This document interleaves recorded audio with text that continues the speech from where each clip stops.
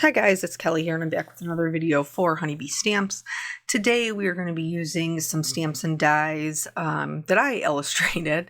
This is Hope Anchors the Soul and Paradise Plumerias. I'm also using the spring layering frames. Was there something else? I think that's it. So I'm going to go ahead and stamp both of these down. These are included in the Hope Anchors the Soul set, both of these images. I originally stamped them because I had planned on doing like two versions of the same card, which I guess we still technically did. But I had a little misstep that kind of changed my initial game plan. So I stamped both of these down with our intense black coloring ink, and this is because I intend to color it with alcohol markers. I'm going to be using Olo markers, but you can feel free to use whatever it is that you prefer as your coloring medium. So I do stamp these more than once. I prefer to stamp mine like 2 times. Now, my game plan originally was to do kind of like a play on the black and white with a pop of color. Really, truthfully, my game plan was to just do a card design that was going to be nice and easy for me to do with a lack of creativity. And so sometimes creating those backgrounds, just using images that we have to create like our own pattern paper, that doesn't take a lot of thought or really kind of a lot of effort. And that's just kind of where I'm at in my creativity right now with all of the things that I have going on in my life. And for other reasons, obviously not just my particular reason, but we all suffer through like some burnout or a lack of creativity in different seasons in our life. I find that if I can kind of keep creating in just a different way, just finding a new way that kind of works for me, eventually my natural kind of creativity comes back. And for that, I just go back to the things that I truly love. So here I've kind of laid these all out. I've stamped the top part of the card. And then I'm going to go ahead and clean my stamps. I know it's a rarity. You almost never see it in a video. And it's not because I edited it out. It's because I just don't do it. So then I'm going to use those same stamps to kind of fill up the bottom so that way it will look like it's its own pattern paper and the pattern just kind of continues on. And I'm just going to leave this black and white because it's a background player. It's a supporting actor in the game plan that I have kind of in my mind. So you could absolutely, and I've done this before, like shade this in grays in the background, and that would be, a really beautiful kind of next step. If I was doing that, I probably wouldn't cover up as much as the background as I'm going to with my design for today. But that's just something else to consider, that maybe that'd be another way that you could take a spin on it. So once I'm done stamping all of this, then I am going to pick out my colors for the actual coloring of the seashell and the anchor. If you guys have been watching the lives over on Honeybee, you've heard me say, I don't think this chart has all of them. And sure enough, I was right. I went back in and looked.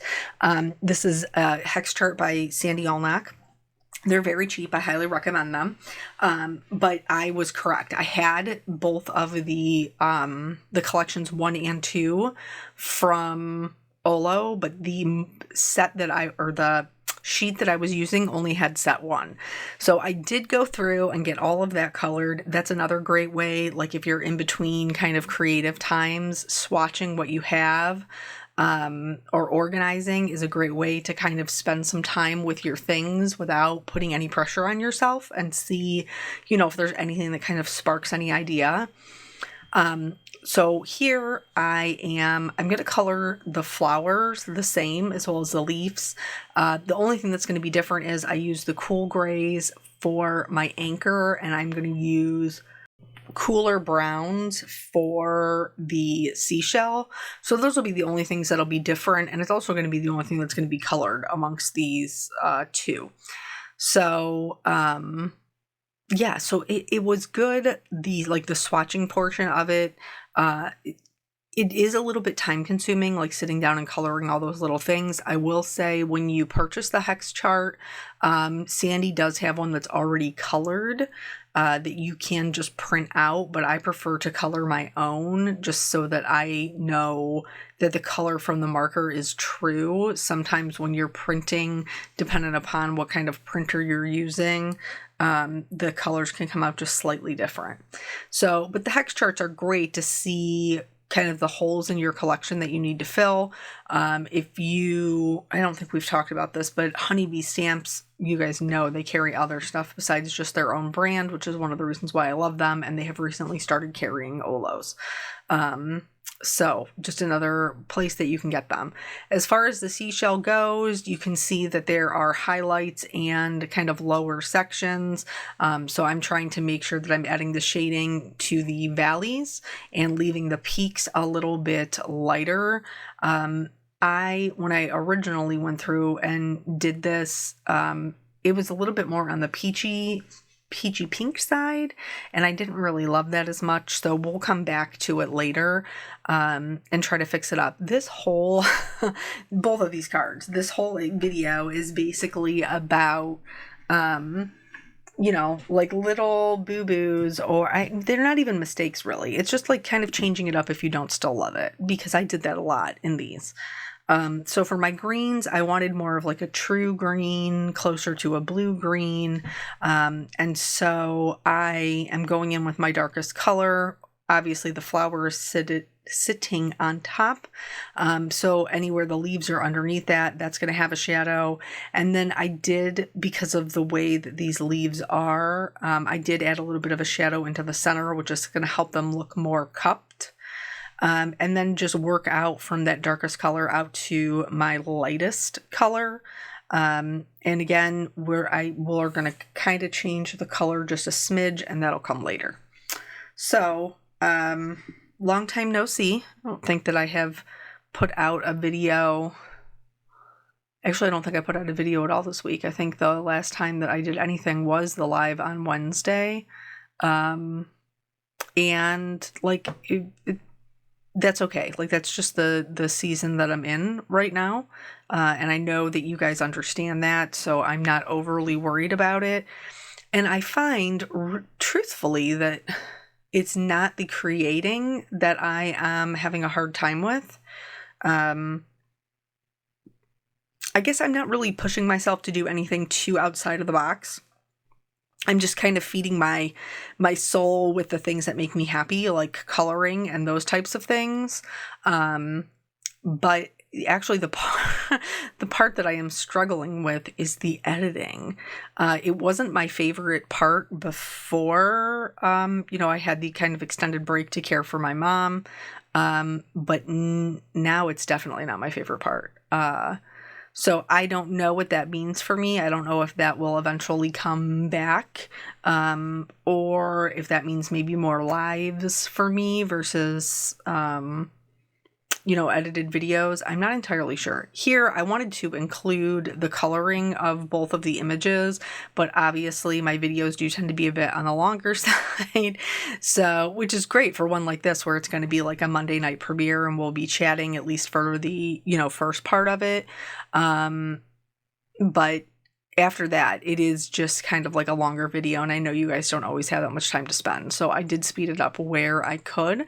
If for some reason you are coloring this anchor and you're like, hey, I really want you to slow it down so I can see, you have the option to A, find the gear on your YouTube video and adjust the playback time, or B, this is not the first video I've done with this set. So I will try to remember to link at the end another one that I have done with them, because this set has been out. Was it last year? I think it was last year that it came out. But anyway, I've used it other times. So I decided to go with some more of like a reddish orange and a pink for the florals, for the plumerias.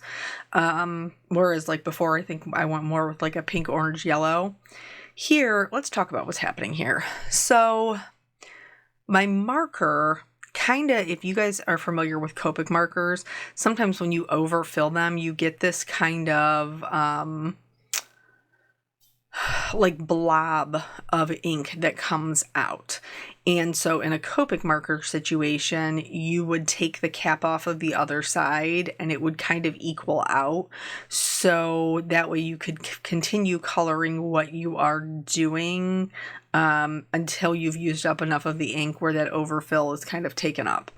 So I suppose that would be one way to fix the problem, would be to, like, maybe, I don't know, like if I had stamped an apple, like, because I'm using red, like I had stamped an apple and that large area, surface area of me coloring in the apple would have probably used up a lot of that excess ink and it wouldn't have been such a problem. But because I have the half markers, there is nothing, like, there's nothing to take off the other end.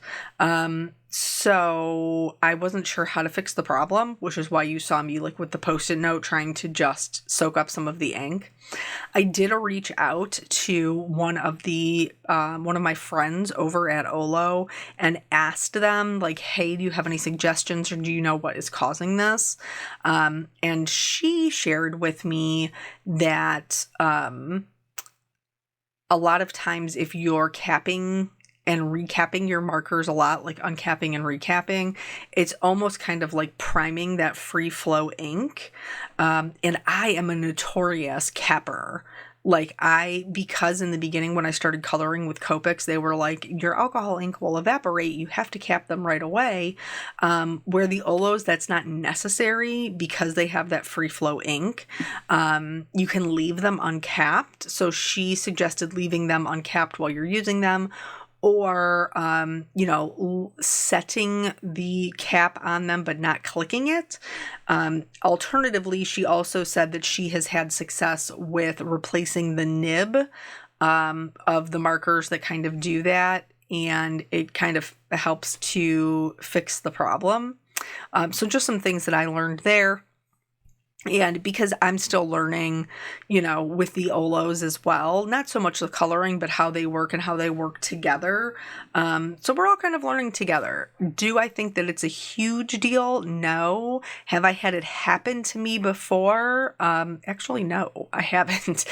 So I'm guessing it's kind of a rarity that this happens where you have the too much ink kind of issue. But you can see in the one where it first started, that plumeria up there at the top.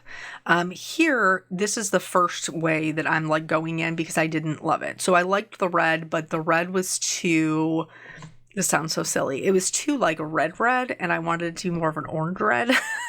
So I did go back in with an orange. I think this is the O 2.4, and I just went right over back top of those flowers and made them a bit more on the orange side. And then with the greens, I did want them to be a bit more on the blue-green side. So I tried a blue-green first. That was not enough. And then I tried a blue in the 2.2, and that was too light. So ultimately, I ended up using the B 2.4 to go over my leaves to make them just a little bit more on the blue side of things. And then, was that the only other... I think maybe that was, no, we're going to do the seashell. We're going to do the seashell too. And the centers I think I did with a yellow, but that's not even going to matter because I ended up going back in with a white gel pen and kind of doing the little dots in the centers. Oh, here's the seashell. So I did pick one that was a little bit cooler and just kind of go over the whole thing. I'll be honest, I probably should have went back in with my shadow colors to really like bolster up the dimension, but I didn't. So now looking at it as I'm sitting here doing the voiceover, I kind of wish that I would. So maybe that's something to just double check. So here, I'm going to go ahead and do all of my die cutting. That little blob of the red changed my initial game plan. So my initial game plan, was that I was going to use kind of the positive and the negative of the stamped images to see what I could do with that. And honestly, in hindsight, I don't necessarily think that I would have loved that. But because we had that little issue with the black, or with the red, now I'm thinking more along the lines of doing a black background.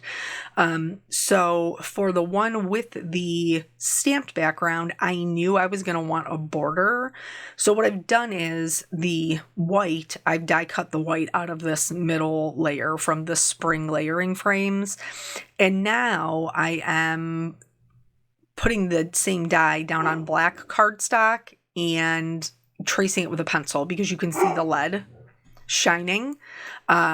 So that is like you could also do it with like a white colored pencil. But the easiest way to do it is with that, like with the graphite, because you can see it on the black, especially in the light. And so I just used my detail scissors and went around and cut this out. Don't fret. It doesn't need to be perfect. It's just going to act as a frame for the white. And I mean, I was pretty happy with the way that it came out. I tried to make sure that I had like good stopping points and smoother cuts on the circles, but mine is not perfect. I won't pretend that it is, and yours doesn't need to be perfect either, to just provide a little bit of frame, like a place for the eye to rest with all of the pattern that we have going on here. So that is that card. You can see it's kind of gets, the anchor kind of gets a little bit lost. It's a little bit floating there in the center, but I haven't figured out what I'm going to do to fix that yet. So here with this one, I decided I was going to cut my middle piece out of black since I needed to cover up that little boo-boo with the marker. And then I was also going to cut the large spring frame out of black as well. So here, like, this is just my kind of my process. I'm going back and forth between, do I do it in white? Do I do it in black? How am I going to get it to show up? Yada, yada, yada. You totally get what you totally would get what I'm saying. This is my whole process. So I'm going to run those through with the full cover plate that's in the layering frames. I do typically kind of wrap a little piece of tape around the back just to keep it where I want it. And then I will be able to tape it on the other side since I'm running this through together. So what were we talking about? We were talking about creativity, I think. So I don't try to put that much pressure on myself. I know that this is just, it's a different season for me and the life that I'm in. So I am just trying to be kind and give myself a little bit of grace, which I would suggest that you do as well. Go back to the things you love. I love coloring. That's what I go back to, and I don't stress too much about the card design. So here, I liked the black on black, but I definitely needed something to break it up, and I love a framed look. So when I cut the frame for the one on the right-hand side, I traced the outside. This time I went in on the die cut and I used a white gel pen. This is a 10-point Sakura jelly roll, and I traced the inside edge, which I really liked. I was like, okay, this is super fun. So on these die cuts, it also has some embossed areas. So I was like, okay, well, what if I just stick the pen in kind of the embossed area and kind of trace that around, which I did like, but it was harder to get like a clean point on those, just because the 10-point jelly roll is a little bit wider. It's definitely more of a medium than a fine. Maybe if I had done it in the 8, the outline in the 8 first, maybe that would have been better. But so I'm really kind of loving how this is breaking this up and giving us a totally different look. So I did go back in here. I'm just trying to like get the points how I want them. But what I ended up doing was going back and filling in that entire section. So it gave it kind of a white frame throughout, but then a thicker white frame on the edges, which really helped to fill that space, and make our seashell flower thing, the focal point. Here, remember how I told you this one was kind of floating? I'm going to use the same trick, but I'm going to use a black fine liner. Something to say about both of these, whether you're using the black on white or the white on black, the white will work on a bunch of other colors too, is you do need to be aware as you're tracing it, because dependent upon what angle you're coming at it from as you're kind of turning it, it will change where the pen is hitting. And so they might not line up 100%. So just be aware about how you're turning it when you're doing the lines, if you're trying to make sure that they match up completely. So since we ended up having to go with a black background for our little blobby, I am using the black, and Olo has 3. They have a K, which is like a pure black, a BK, which is a blue black, and an RK, which is like a red black. And I'm using the K, which is just the pure black. It's like the most neutral of them.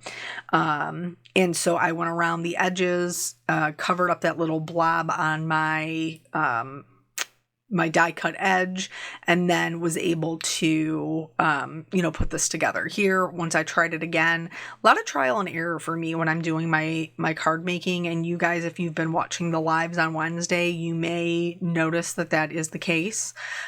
This Wednesday, I'm hoping to finish up the coloring that we've been doing on the Doggone Amazing and the Meow and Forever, and actually pull some cards together in like some mini scenes.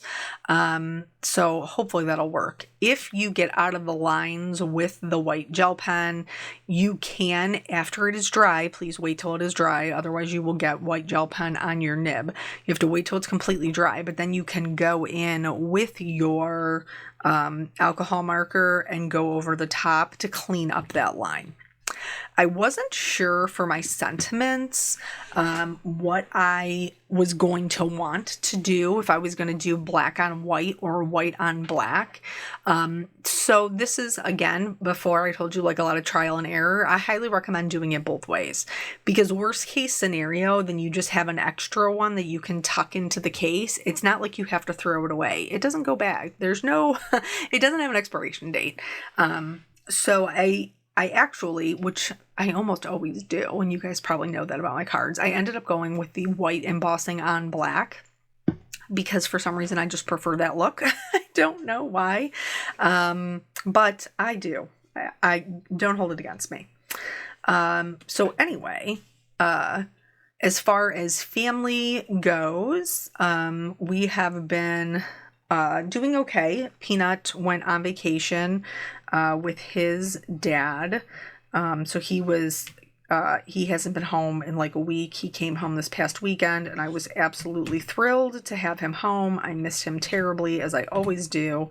But I am glad that with all of the heavy things going on, he got to have a break, and have some fun, like with his cousins, and just, kind of shed the heaviness, that is currently kind of hanging around our house.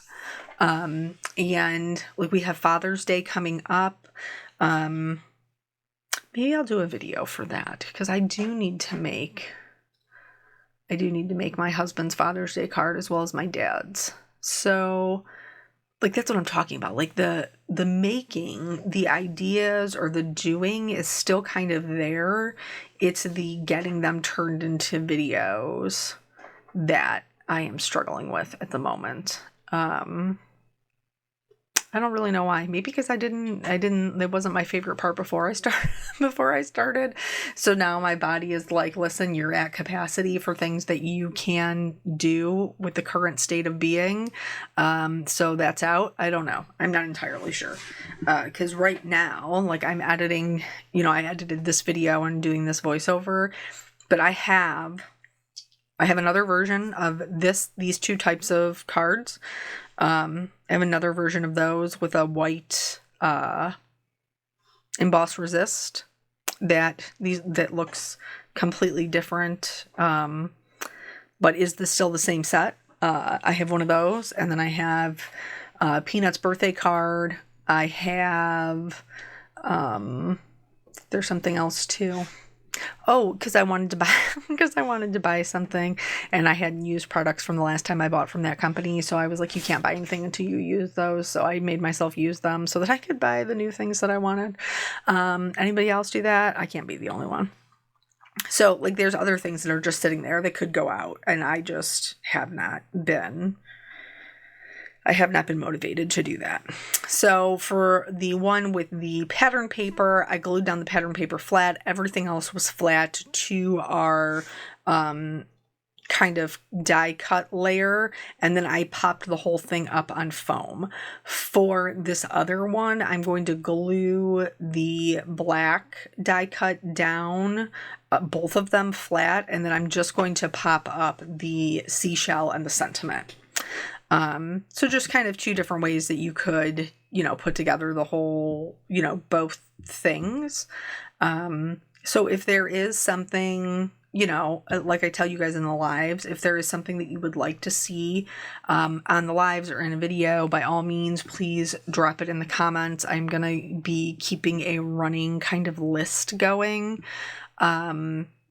because if I'm struggling, I want to be able to like just make it as easy as possible, look at the list and see what I can come up with.